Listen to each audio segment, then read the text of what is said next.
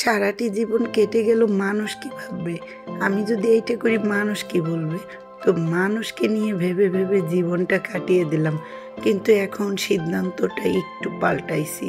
কারণ আসলে মানুষ কি ভাববে এইটা নিয়ে ভাবলে তো আমার চলবে না।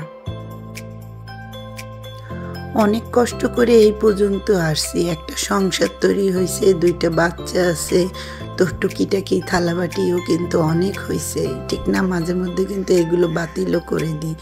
তাই ভাবি যে একদিন কিন্তু 2টা প্লেট ছিল, এছাড়া তো কিছুই ছিল না। এখন আস্তে আস্তে অনেক হয়েছে, তো একটু বিপদে পড়লে হতাশ হয়ে পড়ি, কিন্তু আসলে হতাশ হওয়ার কিচ্ছু নাই।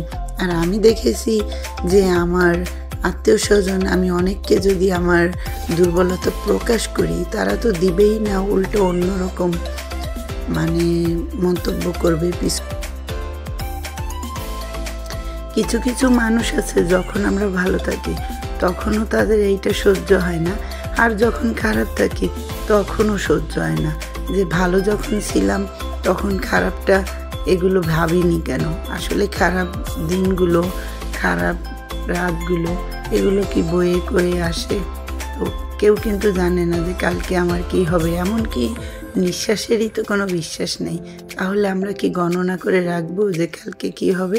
তো এখন থেকে বাদ দিয়ে দিছি, এবং মনে অনেকটা জেদ হয়েছে যে যতই আপদ বিপদ যাই যাক, নিজের প্রতি দিয়েই যাবে, কাউকে বলবো না। দূরের মানুষকে বলবো, তাদের কাছে হয়তো সান্ত্বনা পাবো। আর তারা যদি একটা বেশি কথাও বলে, তারপর কষ্ট লাগবে না, কারণ তারা তো আমার রক্তের রিলেটিভ কেউ না, বা আমার আত্মীয় স্বজনের ভিতর কেউ পড়ে না, ততটা খারাপ লাগবে না। এই জন্য দূরের মানুষকে বলাই ভালো। অনেক কথা বলে ফেললাম, এদিক থেকে কিন্তু রান্নাটা অনেক দূর চলে এসেছে। যাই হোক, আপনারা কিছু মনে করেন না, আসলে ফেসবুক প্ল্যাটফর্মে এখন আমরা মনের অনেক কথাই শেয়ার করি, আবার অনেক কথা করি না। যেটুকু আসলে যায় সেইটুকু করি। তো আজকে আমি পাবদা মাছ রান্না করব। তো কেউ ভেজে খাবে, কেউ কাঁচা খাবে, তবে আমার পাবদা মাছটা কিন্তু কষিয়ে রান্নাটাই ভালো লাগবে। যেহেতু সবাই এবার খেতে যাবে না, এই জন্য একটু ভেজে নিলাম।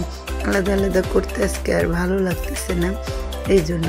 আর পাতাকপি কিন্তু প্রথমে ভাজছি, তো দেখতেই পারছেন, কারণ পাতাকপিটা অনেকটা টাইম নিয়ে ভাজতে হয়, এবং একেবারে কমে আসবে তখন কিন্তু আমি ভাজিটা শেষ করি, কারণ আমার ওই কাঁচা কাঁচা ভাব থাকলে ভাজিটা মোটেও ভালো লাগে না।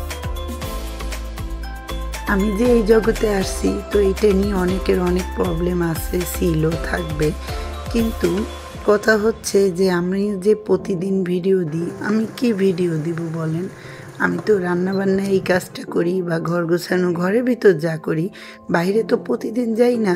আর বাইরে যদি কোথাও যাই, তারপর অনেক প্রবলেম, অনেক কথা শোনা হয়, তাহলে নিজের স্বাধীনতা বলতে কিচ্ছুই নাই। আর আমি যখন মনে করেন আমি আজকে রান্না করতেছি না, আমি খারাপ কিছু খাবো, সেটা কি আপনাদের দেখাবো? সেটা তো আসলে দেখানো যায় না। তো আমাদের নিজেদের ভিতর যে কত সমস্যা।